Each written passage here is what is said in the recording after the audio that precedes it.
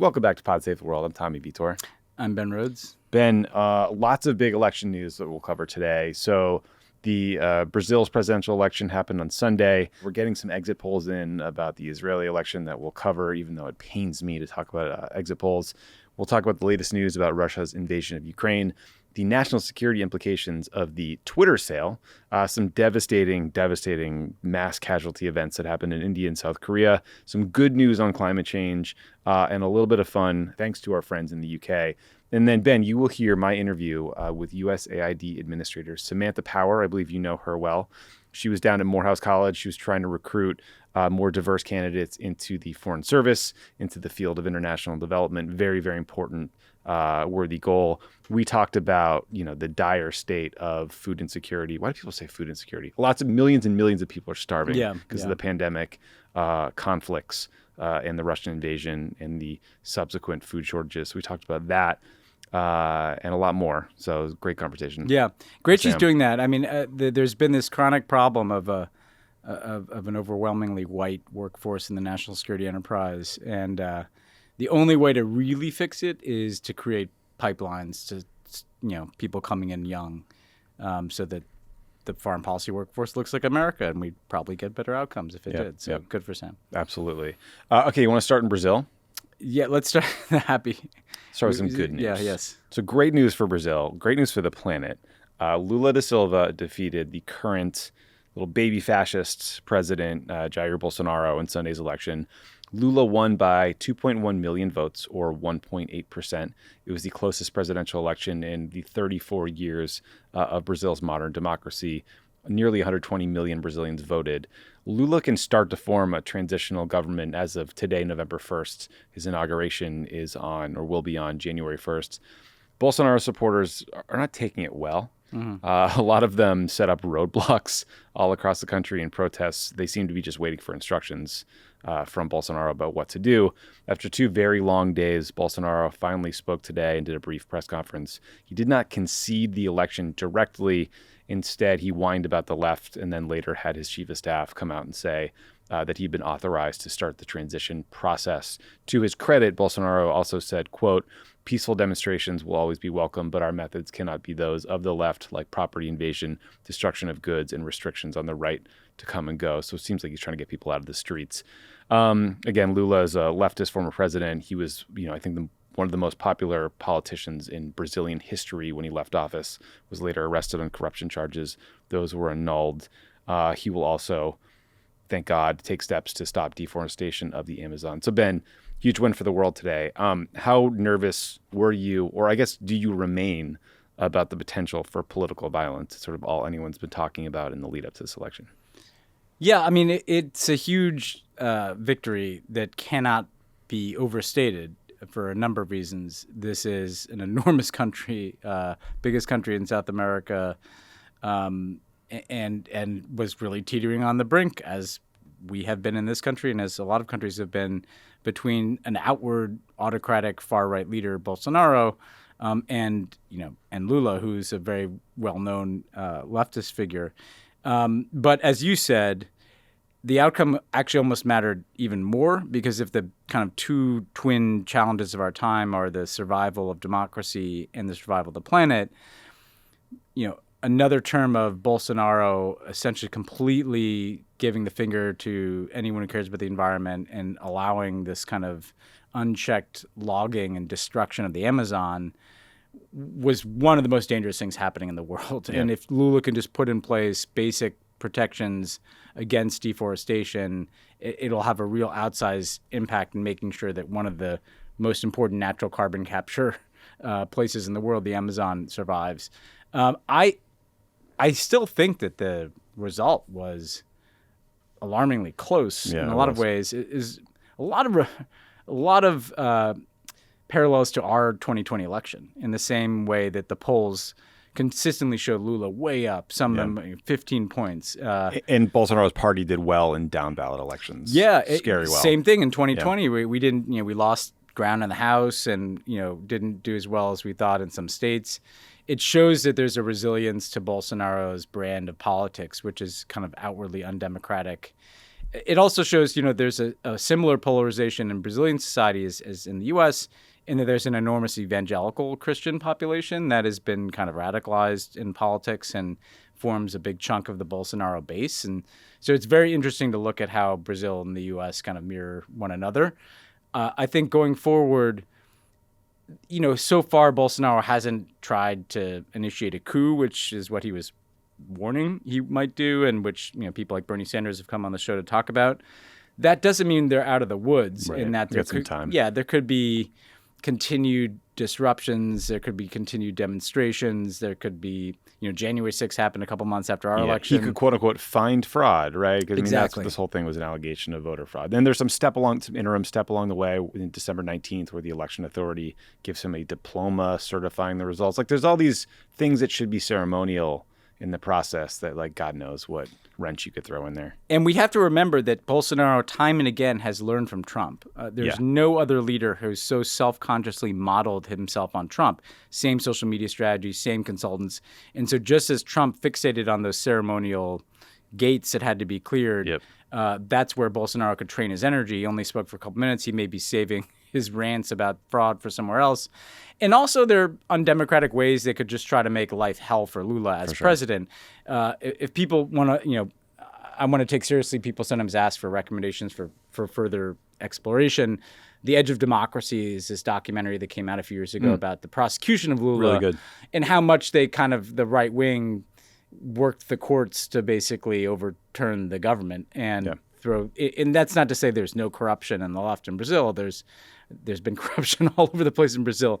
But you could see a scenario where, like, civil unrest and legal challenges, just kind of this paralysis takes hold. Yeah, messy. Still better outcome This is better. assuming Lula gets in that presidential palace. What do you think the odds are that Trump called Bolsonaro and told him not to concede, or like passed a message along through an intermediary like his son or something? I saw Steve Bannon's ranting and raving that Bolsonaro shouldn't step down. 1,000,000% that happened. And I want someone to report it out. Yeah, I remember Bolsonaro was up at Mar-a-Lago. Jason Miller was down there. Yeah. Bannon's been all over the Bolsonaro thing. Getting COVID everywhere. And look, we should say that it was notable that the night that these results came in, the Biden administration, Justin Trudeau, Gabriel Boric down in Chile, I'm sure others, people were fast out of the gate with statements congratulating Lula. I think there was a smart effort. That's kind of what Bernie was trying to get ahead box of. him in. Yeah, just, hey, the world is recognizing Lula as the winner. And I should say, in Latin America, part of what's working against Bolsonaro is, as we've said a million times on the show, there's this movement to the left. Yeah. Lula was he's the OG. Like he much more than Fidel Castro is kind of the parent, the parent figure to today's Latin American left. It's an economic, populist, trade union bloc. It's not full communism. And so I think you'll see, some warm feelings from some of this next gen leftist cohort. Yeah. Okay. So you win some, you lose some. And we don't know that we lost some yet, but the early exit polls out of the Israeli election suggest that former Israeli Prime Minister Bibi Netanyahu and his ultra right-wing allies may have won enough seats in parliament, in the Knesset, their parliament, to have a majority, to get 61 seats and restore him as prime minister. Listen, I hate myself for talking about exit polls. I'm talking about foreign exit polls. Yeah.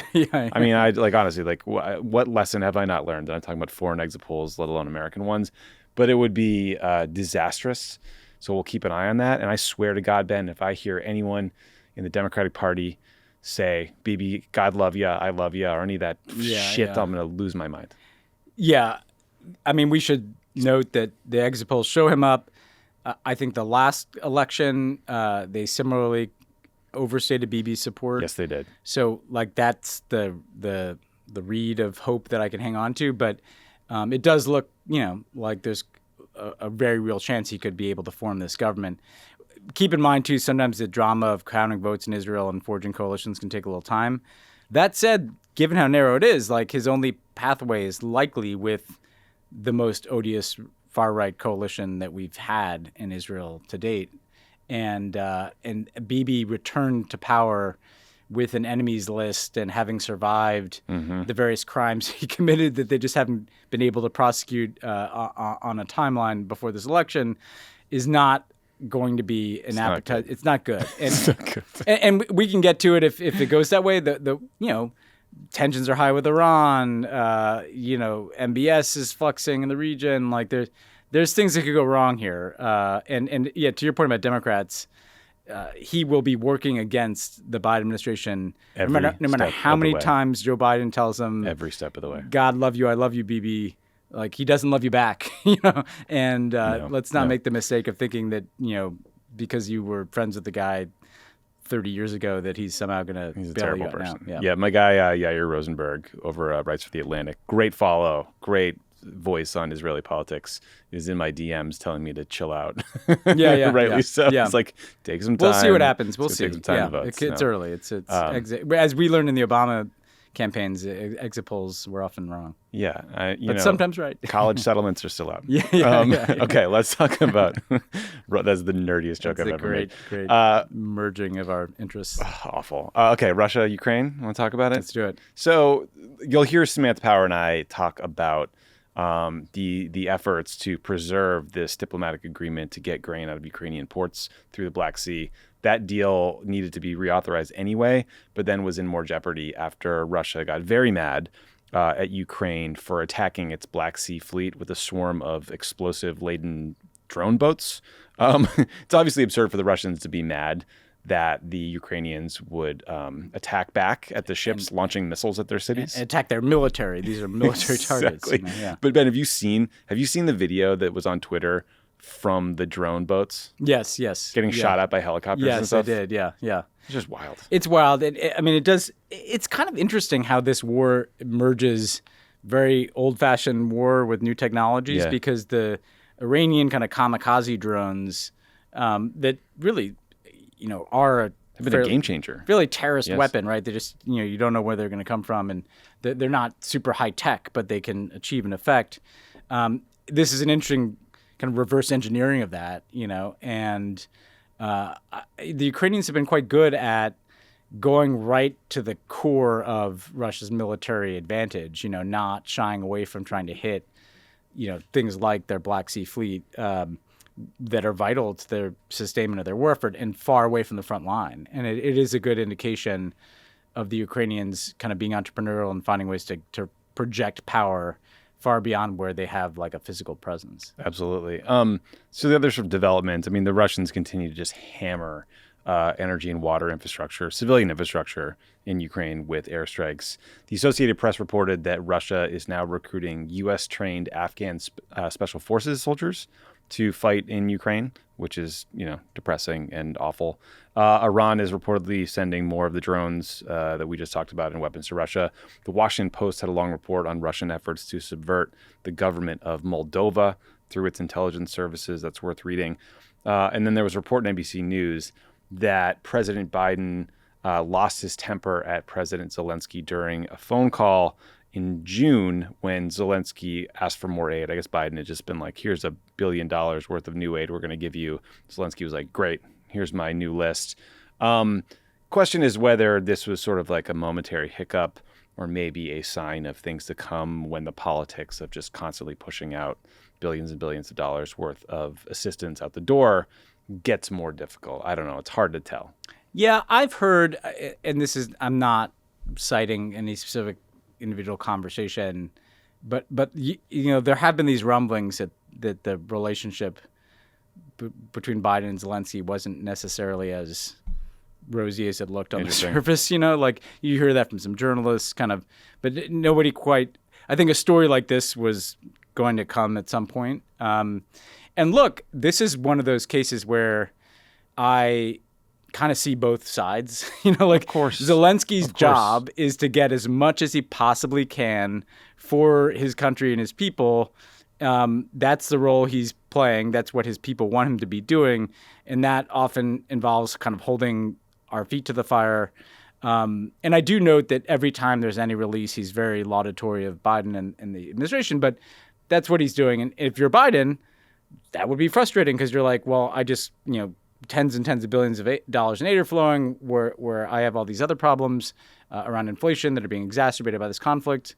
So I understand Biden's frustration. I think this is going to interestingly come to it may come to a head in the next couple months because it's midterm madness. We're holding out hope. People should be knocking on doors. We're hopeful. Desperately want Katie Porter back in there, as well as a lot of Democrats. But if we lose the House, right, Kevin McCarthy's kind of gone on record and saying, we're not going to write you a blank check. And so therefore, I think the normal instinct would be, hey, in this lame duck session, and what that means is the congressional session in November and December before it flips the Republicans in January, maybe try to do some really big aid package to the Ukrainians that can at least get us through next year so that we don't have to come back to Congress. However... Yeah, we also have the debt ceiling. Exactly. There's so much to get done. There's a lot to get done. And so we had the discussion last week about the diplomacy. I got a lot of feedback on that, good, bad, and ugly. Yeah, me too. But the point is, again, not any wavering of any support for Ukraine. It's that part of what Biden, I'm sure, foresees is it's going to get harder to continue to provide the level of funding that we're providing. We're talking $50, $60 billion. These are the kind of supplementals that we had for the wars in Iraq and Afghanistan. Yeah. And it'll be an interesting early test of how the Biden team wants to approach that if they lose the House, as to whether or not they go big in the lame duck, or whether they punt it to next year, thinking, Kevin McCarthy, we're going to call his bluff if we need this additional funding for the Ukrainians. They're going to need funding either way, right? Because if the war is going, they need to fund that. If somehow the war ends, there's a huge rebuilding effort that has to take place. There's still food shortages. I'm sure Sam talked to you about that. So this is an issue that this question of what is the end game, what is the end state of our policy, how much and how long are we willing to fund this, it's just going to be an increasing part of the political discussion. Yeah, I mean, Sam mentioned in our conversation that one of the good things Congress did on a bipartisan basis was actually give them some flexibility to allocate funding based on need that's kind of downstream from the war. So, if there's a famine in Yemen because they can't get food because Ukraine can't export grain, it seems like they have more flexibility. But yeah, I think in a more politicized environment leading into a presidential election, that flexibility probably goes away. And it's something we should all be worried about. Ben, in much dumber news, have you heard that Elon Musk bought Twitter? I've been made aware of it by some very, very concerned people. Very concerned people. Some of which is very well-founded, some of which is less well-founded. We're going to, I'm sure, probably talk about the well-founded fears. We can do both. I don't think Elon Musk is kind of like whoever the you is out there. You're probably not the person that is in his crosshairs. Yeah. Also, I mean, there's people who seem to think like he's like a Russian stooge. And if that's true, your concern should probably be more about SpaceX and their contracts with NASA and the military than Twitter. But back to Twitter, I mean, the impact to the sale was like pretty quickly not great. A bunch of trolls were like, oh, let's all tweet the N-word now, or other vile stuff. We also all had to endure just much more of Elon's terrible jokes and trolling and carrying sinks around, and just the personality is just horrendous. Yeah, not exactly a winning personality. No. But there's some people who are worried about the national security implications. And it's come from a couple different angles. So there were reports that Twitter has severely limited the number of people who can moderate content, and that doing so impacted their ability to deal with misinformation in Brazil during the election on Sunday. Obviously, that's worrisome in the Israeli elections. Also not ideal for us since we have midterms coming up. And then Senator Chris Murphy of Connecticut has requested that the Committee on Foreign Investment review the acquisition, given that the Saudis are the second largest shareholder. Yeah. Now, the Saudis bought into Twitter in 2011 and then 2015, and they've held those shares since. So it's not new, but I imagine they think, well, does the risk profile change now that Twitter is a privately held company? There's less transparency, there's less disclosure. We should also just point out that, there were reports a year or two ago that the Saudis installed a spy at Twitter to get information on dissidents. Yeah. They recently threw an old man in jail for 16 years for tweeting. For tweets, yeah. So bad actors, certainly. And then there was also a report in the Washington Post today about the U.S. disrupting a China-based attempt at several of them actually, covertly influencing U.S. elections. That was happening on Twitter. Makes you wonder how Elon will respond, given that, he sells a lot of Teslas in China. So I don't know. How are you... does this worry you? Yes. Okay. It does. It really does. And it doesn't worry me because he's a Russian stooge. It worries me because he's a tech bro. And despite his massive ego and his desire to kind of be present in the public square, at the end of the day, he's interested in money. And you have two countries, Saudi Arabia and China, that I think are literally at the top of the list as countries that use their wealth to try to gain an advantage and gain leverage over people, right? And so what are the two concerns that are related? Saudi Arabia has put people in prison for tweets, has put spies in Twitter, and would like to know who are the human beings behind accounts that I'm sure are critical of MBS. If they're not, Ben Rose, like I do it, with my blue check mark that I don't have to pay for. But Elon Musk has talked a lot about rooting out bots and authenticating users. Yep. Well, there's some people that have very good reason to be anonymous on Twitter. Yeah, like not wanting to die or get dismembered. That's right. So weirdly, Elon Musk's stated objectives are very similar to Saudi Arabia's, which is, hey, we want to know who's tweeting what on Twitter. And if you think this is a small thing, again, cite the example, an old guy who literally tweeted in this country, then gets thrown in prison back there. We're talking about people that could go to prison for tweets that they've already tweeted. If the Saudis somehow can get their hands on the user data about who that individual was, that's a big concern. And then China, you're right, he is massively exposed in China. Like the Tesla business model and supply chain relies very heavily on China. We know China uses that to leverage U.S. companies to do what they want. And so if the Chinese want to have free reign to run their disinformation campaigns on Twitter, or if the Chinese would like information about who a particular user is, that's a real concern that they could have this leverage on Elon Musk. So I think, again, the concern is not that Elon Musk is going to cancel the resistance Twitter. The concern is, Saudis and Chinese and disinformation campaigns. Probably Indian journalists and dissidents. I'm sure, yes, exactly. So that this kind of authoritarian creep into Twitter could, Elon Musk could be either intentionally or unintentionally opening the door to that.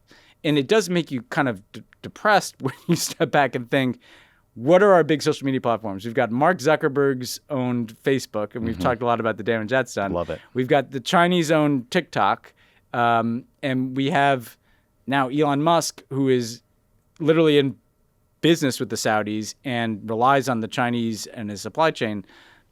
That doesn't make you very hopeful about the intersection of social media and democracy. It does not. Drew Harwell from the Washington Post tweeted the following, quote, "The ultra-MAGA hot babe who tweeted that Obama was an Illuminati lizard to her 26,000 followers was actually a Chinese operative." I think that pretty well summarizes. It kind of sums up the whole thing, right? State of social media. Yeah. I mean, we're just going to have to, at the end of the day, I think we're all going to have to figure out how to not be as reliant on these platforms. I agree. The other really interesting article, it's sort of too long to summarize, but Ken Klippenstein in The Intercept wrote about efforts by DHS to monitor and take down misinformation. This stems from the 2016 election and the Russian interference. It started under Trump and has gone on until today, but it gets at just how difficult it is to deal with misinformation and disinformation in foreign actors, but not cross that line into a place where you have dangerous government censorship. It's like an incredibly hard problem. And I think I'm sympathetic to the argument that ultimately the greatest threat of all is an overbearing government, controlling speech, right? That's why the First Amendment exists. But that doesn't mean the U.S. government can just rely on these private companies to police misinformation and the stuff that we've seen over the last few years. I mean, they've completely failed. What we've learned is we can't. Yeah. And what worries me in this case, you spoke, I think, very smartly about Elon Musk not really making a good business decision in pouring, $44 billion into Twitter and taking on $1 billion a year in interest on debt for a company that makes hundreds of millions of dollars in revenue a year. So less than even the debt he has to finance. Who has bottomless wealth? It's the Saudis, And so, yes, they've been a partner. They've been invested in Twitter, but they can write a check tomorrow for $40 billion if they wanted to. I'm not saying they're going to buy the whole thing, but they can. If Elon's looking for a lifeline, their capacity to gain more and more leverage is there. For sure. And the dystopian scenario is we all wake up one day and all these platforms are kind of owned by China and Saudi Arabia. Yeah. And like, look, I mean, the Committee on Foreign Investment, like CFIUS reviews, it's so opaque to me. I have no idea how it works. I think it's just like an interagency I used to sit in governmental those. thing. Yeah. I mean, it seems like the it's a little too late for that at this point. But I mean, maybe there's a way to sort of look at it in hindsight and see if there's an increased risk. But you can't block it at this point. I obviously. think, and it's really expanded over the years. Like when I would start to attend those meetings, it'd be, the hypothetical I'd give, the Like Chinese, or no, it was even more like China's going to buy a bunch of land next to a military base. Yes. Like let's maybe not let Tall them do towers, that, right? yeah. Exactly. But now it's really expanded as we've gotten more concerned about particularly Chinese investment in the U.S. in sensitive areas. In this case, what Chris Murphy's doing that I think is really smart, it may not block the sale, but it is kind of laying down a marker, right? So the scenario I just articulated I was worried about, that if Elon wants to get bailed out of some of his exposure on Twitter, the Saudis could write that check. This is kind of planting a flag and saying, and you know what, like the more you rely on the Saudis, the more regulatory scrutiny you may get. That's a good point. And you're right, as a private company, we don't, you don't see the books in the same way. And less so exposure. you need the government to get involved. Yeah. Okay, so there were two recent, truly horrible mass casualty incidents that I think are worth mentioning. And, truthfully, Ben, we struggle with whether to include these kinds of topics on the show because often it's just like horrific and devastating for the people impacted, but not always a policy nexus. But in these two cases, I actually think there could be one. So the first such incident happened in India, where a 754-foot-long pedestrian bridge collapsed, killing 134 people, many of them children. 180 people were rescued from the river that the bridge was spanning. Authorities have arrested 9 people associated with the bridge's operation. And the reason I wanted to mention this, Ben, is because a member of the Congress Party has alleged that BJP leaders in the region had recently announced the reopening of the bridge as a Diwali gift to the people, and did so without ensuring it was safe. And so the BJP is another political party. It's the one Prime Minister Modi is a part of. In the area where this happened, Gujarat province, is Modi's home turf. Yeah. He was the governor there back in the day. So, I mean, it feels like time will tell if there is some sort of political element to what happened, or if this was just like a horrific incident in a dilapidated bridge that wasn't well maintained. But I mean, for Modi, the political risk of the story about maybe corruption, maybe criminal negligence, I mean, that is one that voters understand, and frankly, one that he's used in the past when incidents like this have happened. Yeah, it illustrates why things like a free press matter, because sometimes we talk about this as just kind of a amorphous value out there in the world. Don't lock up journalists, don't harass journalists. But the real world consequence is, investigative journalism in India is really on the back foot because Modi has made life so miserable for people like Rana Ayub, for instance, friend of the pod, who've tried to hold him accountable. Part of what is so concerning about this is, is there an Indian media that can get to the bottom of this? Yeah, because BJP announced an investigation, and sure. I don't have any Sure you faith will. in the BJP No. investigation. And this is a huge, I mean, if some political agenda led to the unsafe opening of a bridge that killed this many people and children, that's why you have investigative journalism. And so to me, it speaks to the need for there to be a check. If I'm Indian and I want an argument for democracy that's not just kind of a professorial thing about why democracy is good, it's like you don't want your bridges to collapse, so therefore you need institutions and people that can hold people in power accountable. Yeah, and this, I think, highlights that. It's a really good point. The second incident happened in South Korea, in Seoul, where a massive crowd, I've seen estimates of 100,000 people, were celebrating Halloween in this one district. And I guess this enormous crowd, and there was very little crowd control to be seen, tried to squeeze through a very narrow alley at one point. That created a stampede and killed over 150 people and injured 150 more. And basically what happens is people get stuck, someone falls over, another person falls over, the crowd keeps moving, and people just get crushed. I mean, it's literally the worst thing imaginable. Horrible, yeah. And again, many of the victims were teens, 20s, they're out celebrating Halloween. And so the Interior Ministry has vowed to investigate. They've apologized. The mayor of Seoul has apologized, rightly so. because it seems like, the authorities ignored several warnings about crowd control and safety issues.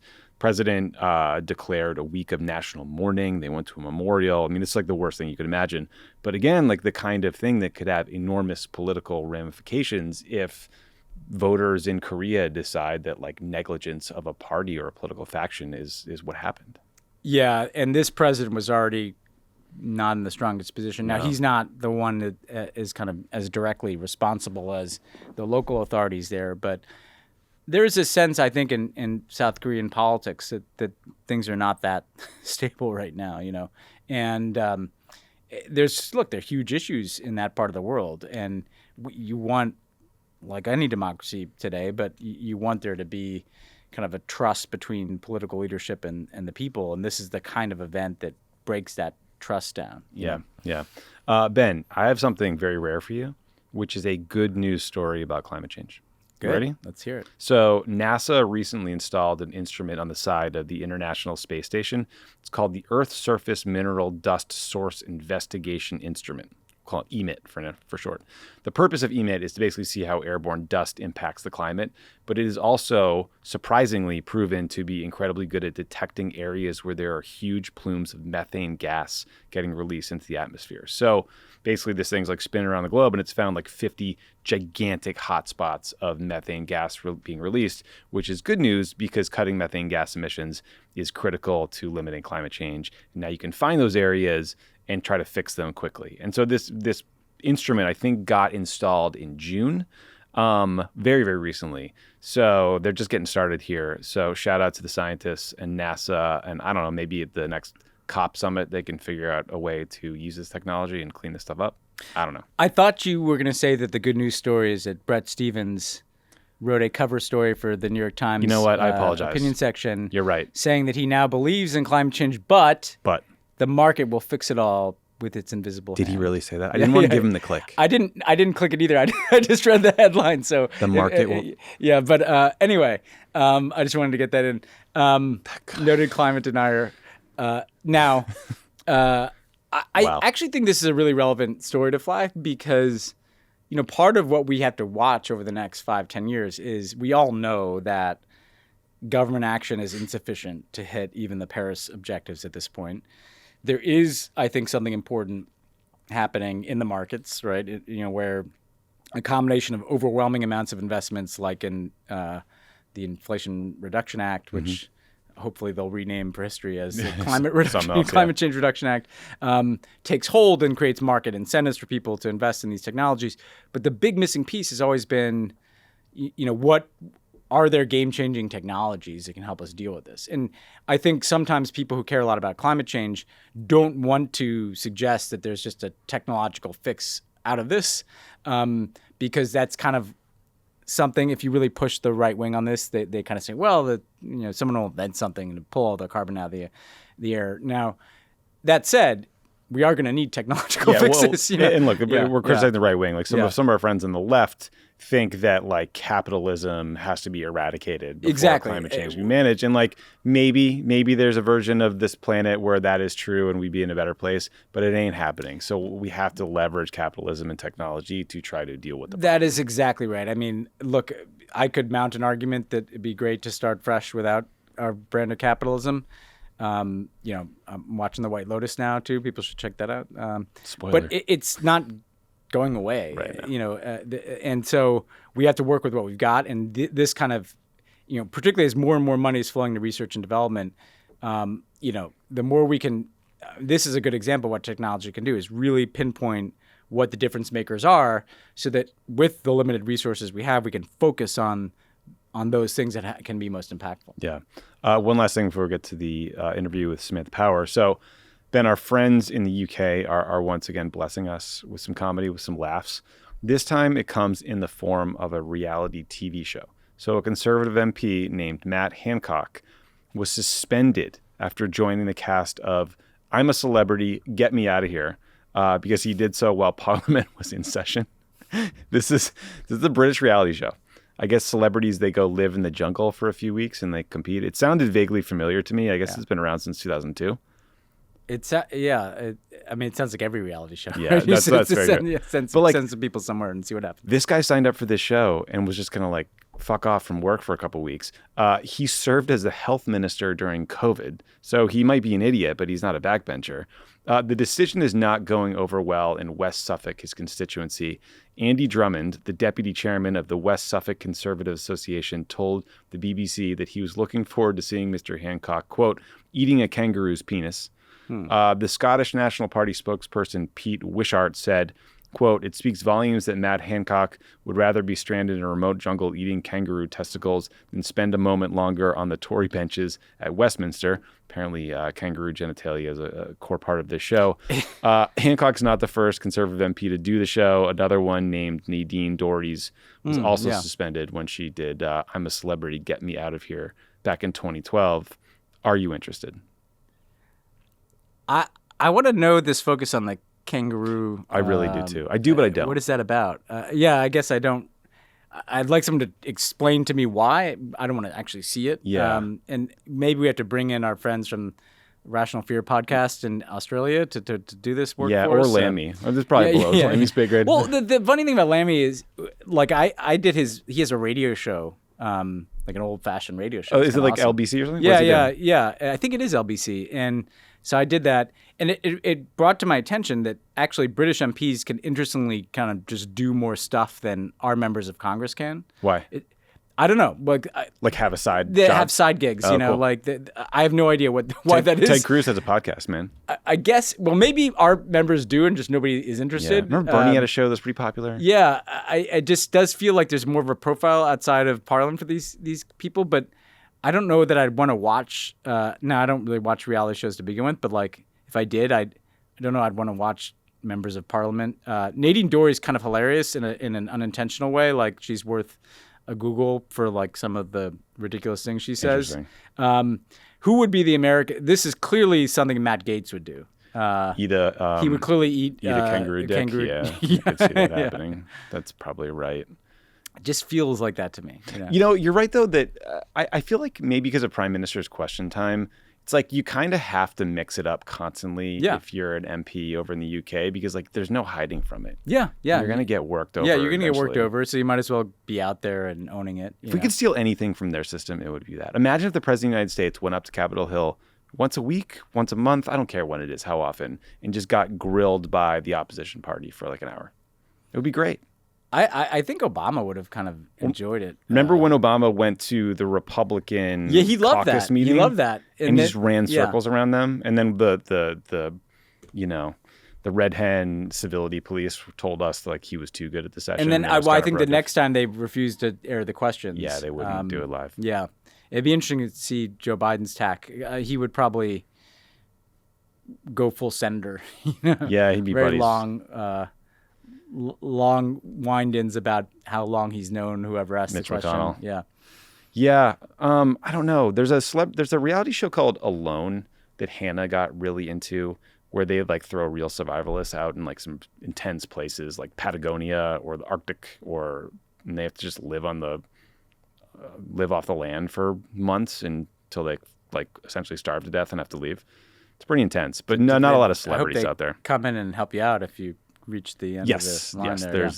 There's some like health checks, and you win like $500,000 if you are the last one. But you know, was that like a COVID watch? You know, we just kind of get into shows and get stuck in them because they're shows that are like good but not good enough that keep you awake. Yeah, it's one of those. So we watch it at night before bed. I will never skip past like one of those, 10,000 word New Yorker pieces about somebody who went to the Arctic and, survivalist exploration. Yeah, those like are good. I love that stuff. I just read a long piece. I have like 3 open that you told me to read. There was a long one about the U.S. effort to arm the Ukrainians. It's worth reading. That's interesting. Joshua Yaffas, friend of the pod. Very We've had good Josh piece. on. He does the whole history of it. Yeah, it's good. It's good. Okay, we'll take a quick break, and when we come back, you will hear USAID Administrator Samantha Power. So stick around for that. Our guest today really needs no introduction. She's one of the world's biggest Boston Red Sox fans, even when It's tough at times like these. She worked at the White House and the National Security Staff. She was the U.S. Ambassador to the United Nations, and she continues her government service today as the administrator for the U.S. Agency for International Development. Samantha Power, it's great to see you. Lovely to see you, Tommy. Now, do you watch World Series games when it's not our people? I do. My baseball affliction is deeper than any one team, unfortunately. I was watching Bears Bengals until Hannah said, "Why are we watching this?" And I said, "You're right." And we watched a show called Welcome to Wrexham, which I highly recommend if you like soccer. But Sam, I digress. We're here today to talk about the work you're doing, and I think global food insecurity. And so, just hoping we could start there, because I think listeners hear us talk about this in sort of a one-off way, like, there's man-made famines in places like Yemen and Ethiopia because there's a war in the country, or, crop failures lead to food insecurity in some region of the world, or climate change.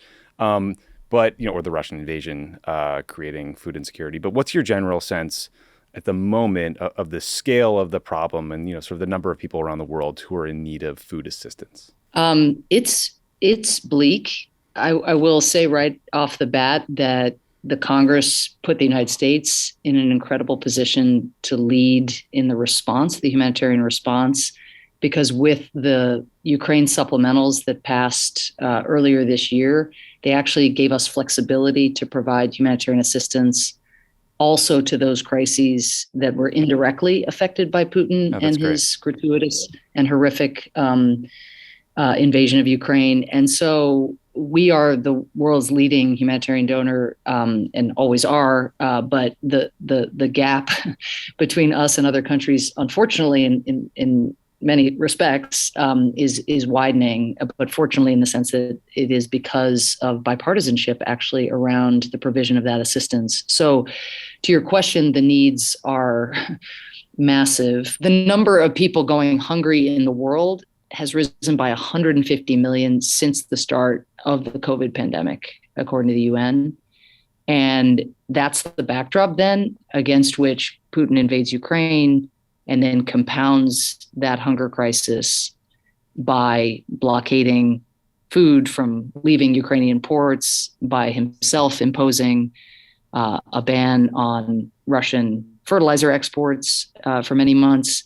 So it's the climate shocks, the natural disasters that have, and the conflict that never goes away that gives rise to hunger in the first place. And now thrown on to that incredibly combustible mix comes this set of ripple effects from Putin's invasion of Ukraine. And part of the issue, and Tommy, you and I have talked about this, I think, in the past, is that conflicts just don't end. Right. People like Putin add new ones to the ledger, but there remains millions of displaced people from Syria because there is no resolution to that conflict.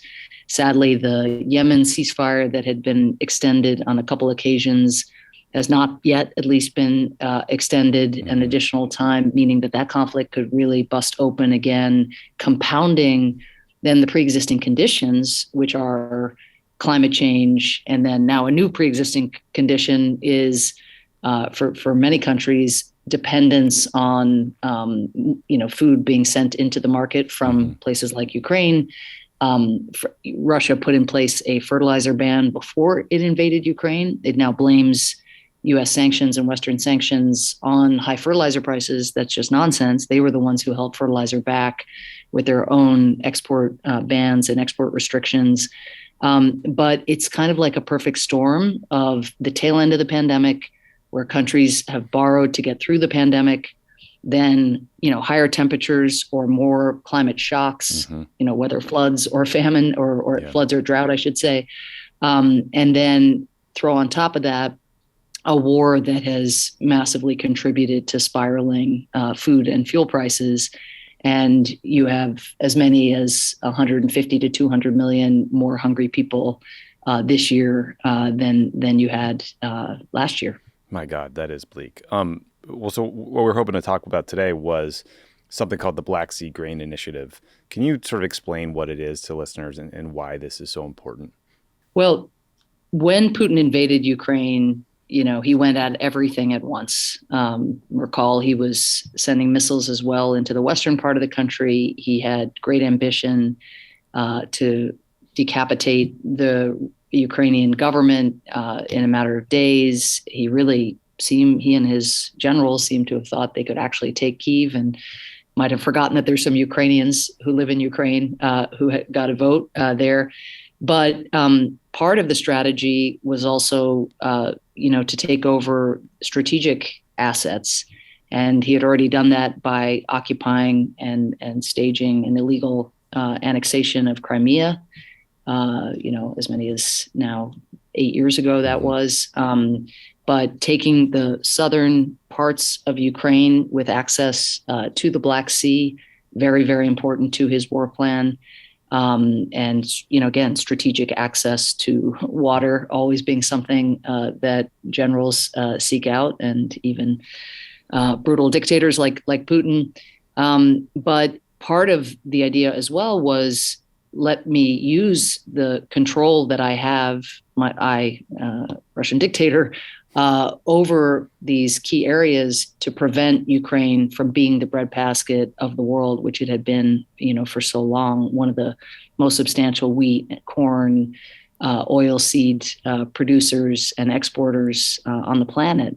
And just to give a couple examples, Lebanon and Egypt, each about more than 80% of each of their wheat comes, in fact, from the region, from Ukraine or Russian, principally from Ukraine.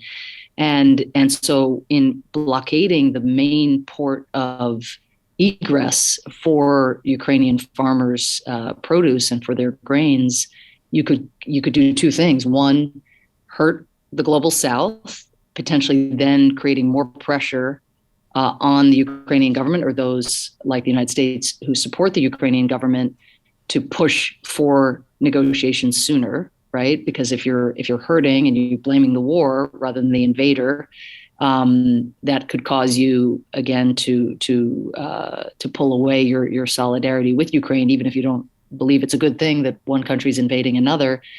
If you're hurting and your people are hurting, and you no longer have the fiscal space to borrow to subsidize, for example, fertilizer purchases for smallholder farmers, maybe you can turn the global south into either a neutral force on this war, which would be good for Putin, or as a force pushing the Ukrainians to turn over territory and just end this thing. Right. So that's one aspect of it. But the other thing he's doing with this blockade, which began right when the war began, is starving Ukraine's farmers.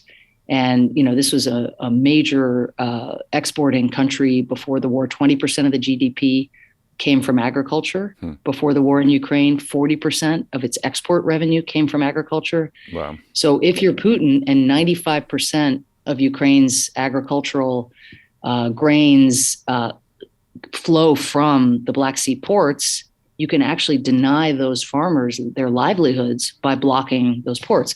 So flash forward, President Erdogan, Secretary General Guterres got personally very involved, seeing the effects on global food prices, because irrespective of where the grains are going, just taking that amount of food off the global food market is going to cause prices to spike. And that's what happened.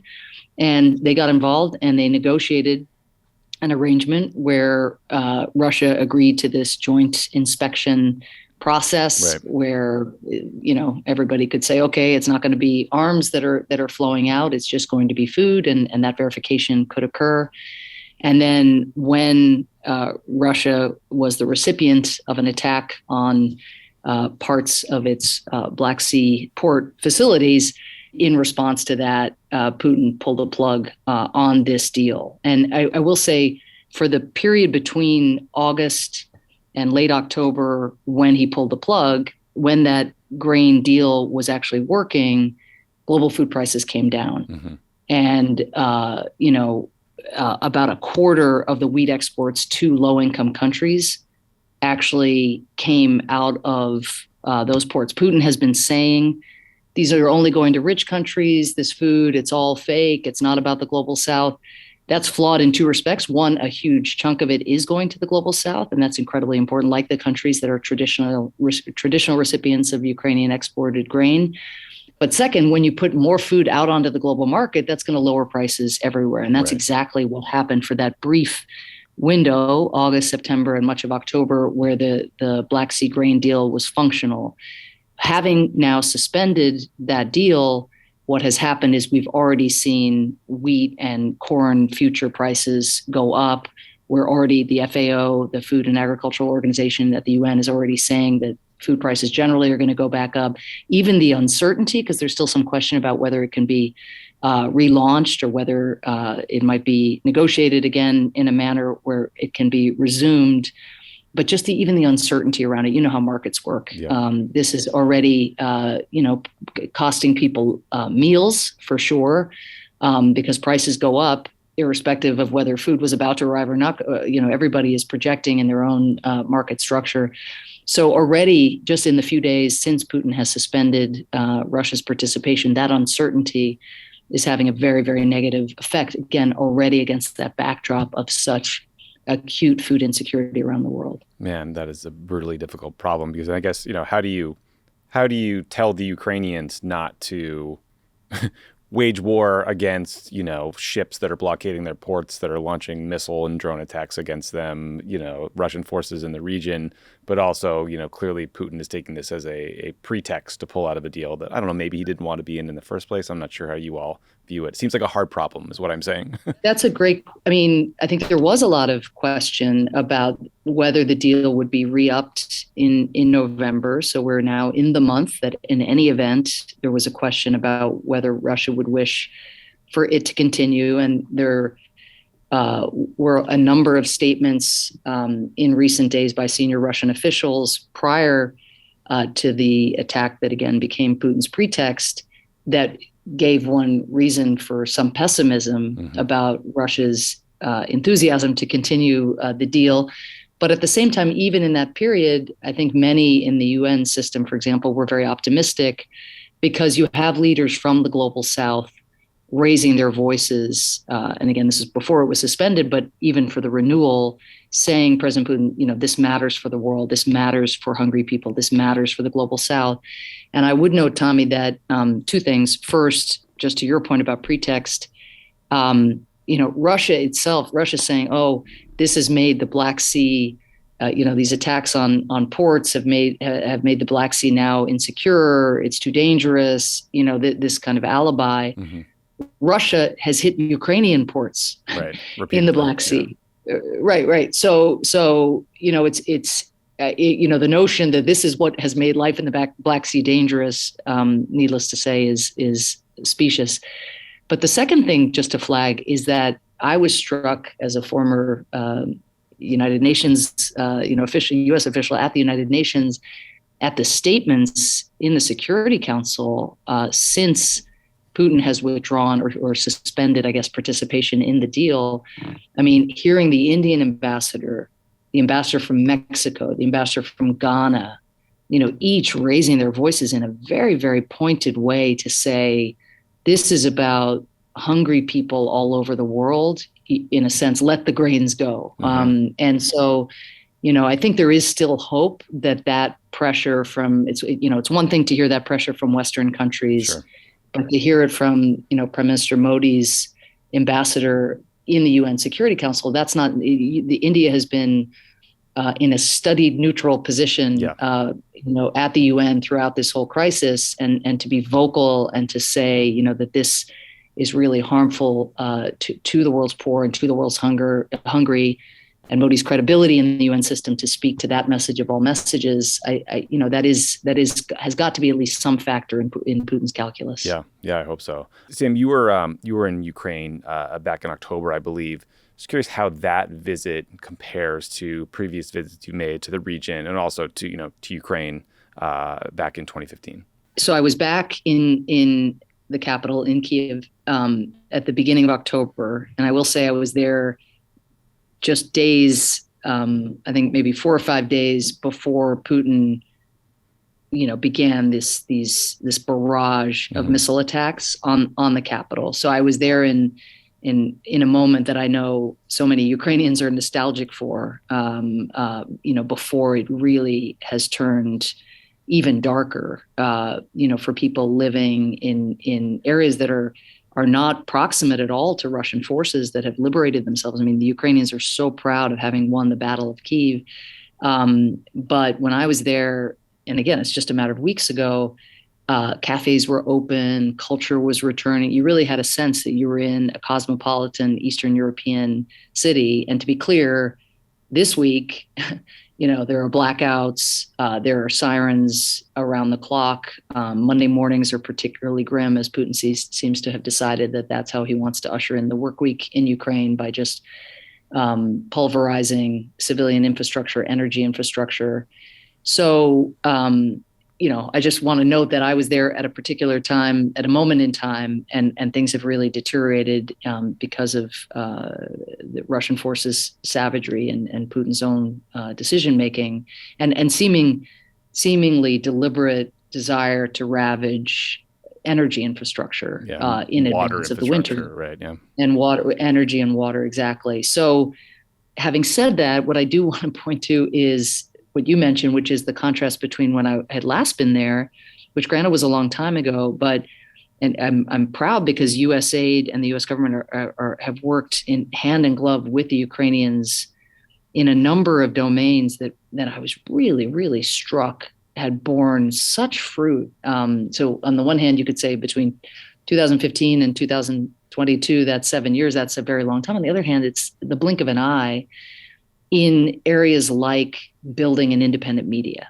just having a crew of journalists who are actually holding, even under martial law, the Ukrainian government, Ukrainian officials accountable. Obviously, they've rallied around the flag as Ukrainians to a large extent, but they are documenting war crimes right alongside some of these civil society groups that USAID has funded for a long time.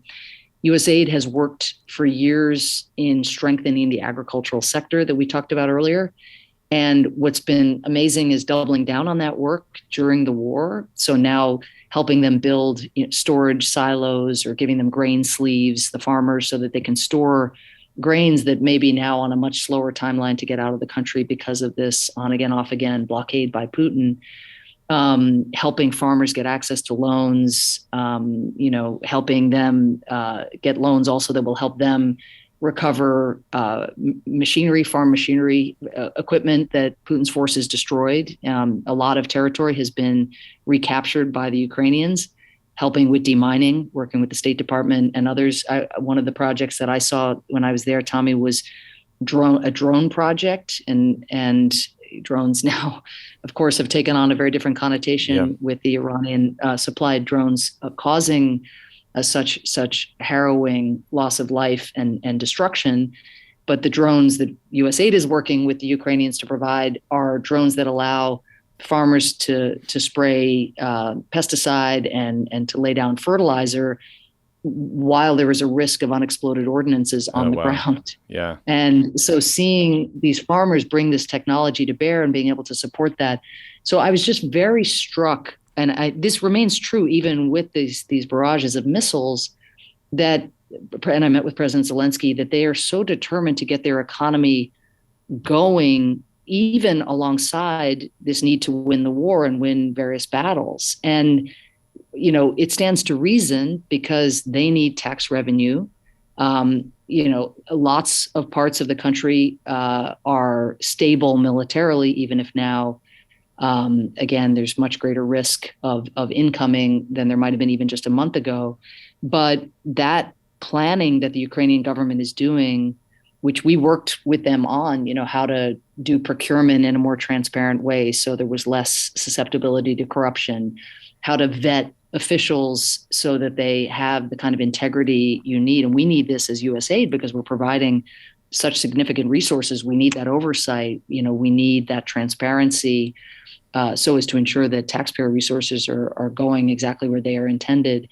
But seeing over just that relatively short period of time since I was last there, how much more advanced these institutions are, and being reminded, Tommy, that's what Putin hates. Yeah, right. Remember that speech he gave before he invaded? That's the thing that makes him crazy, is that they are progressing and that it became harder for the oligarchs, to do their dirty business there in Ukraine. It wasn't, by any means perfect, but if you look at, again, the strides that have been made in integrating Ukraine's economy and its export market, to Europe and to markets elsewhere, and not just to the former Soviet Union countries, which is what it had looked like really until the last decade. All of that gave him and his cronies, much less leverage over what was happening in Ukraine on the things that we all focus on security policy and questions related to security arrangements and NATO and all the rest. Yes. Right. But this other piece of it in many ways got less of attention. And it was just remarkable how they had translated the professional workforce that they've long had, the incredible educational base, into a country that was really making inroads in building a tech sector, an IT sector, and again, strengthening those institutions in a way that meant that it wasn't just about what leader was in power or not in power, but seeing those checks and balances, which had been at quite a nascent stage, growing up, and now trying to sustain them in wartime, which is what USAID is working with our partners on the ground to try to do. It's impressive. Last question for you, sort of a change of gears here. So, we witnessed Iran's Green Revolution together from the White House in 2009.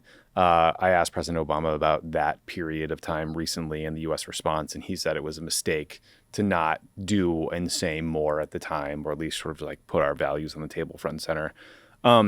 Fast forward to today, I'm just sort of curious how you have felt watching this new iteration of this incredibly brave, woman-led protest movement in Iran, and what you think countries can or should do to support them.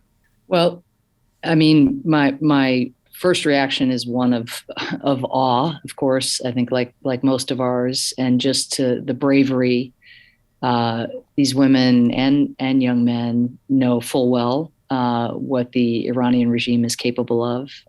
That's been a galvanizing feature of the movement is these remarkable young women and again, young men who've been killed asking just for basic rights and basic dignity.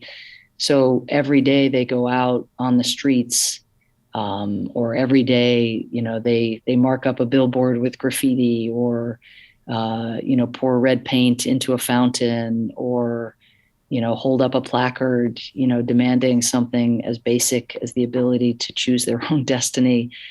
They know they're taking their lives into their own hands. And so, it's just when I think again of the luxury of the world that I grew up in, and the rights and the privileges that I have been blessed to be able to take advantage of. They're just looking for opportunity to be able to, again, carve their own paths and not be dictated to and muzzled and stifled in their human flourishing and development. And so that's incredible. But it's also heartbreaking, Tommy, because the weight of the state there, as we've seen time and again, and this is not the first, and is not. It's continuing now. We're at 45 days. It does not.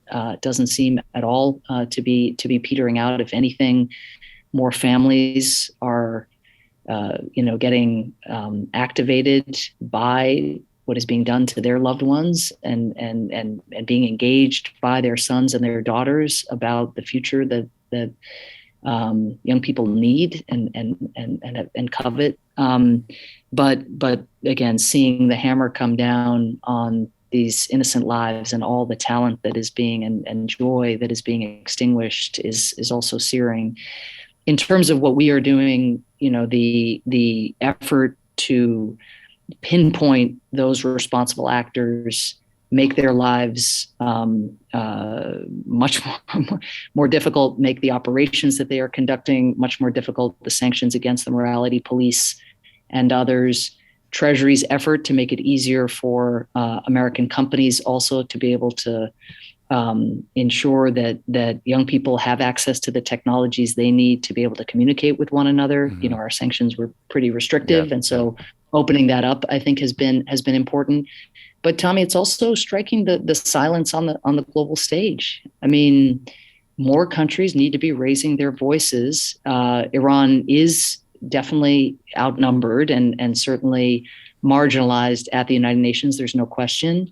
But those countries that have leverage behind the scenes, some of whom have their own human rights challenges, and that's part of the issue. They duck this. One of the singular moral questions of our time, right, is whether young women, young people, again, get to grow and flourish on their own terms. And so I think part of what we are doing as the United States is working through Ambassador Thomas Greenfield and Secretary Blinken and others, but to try to broaden the coalition of countries that is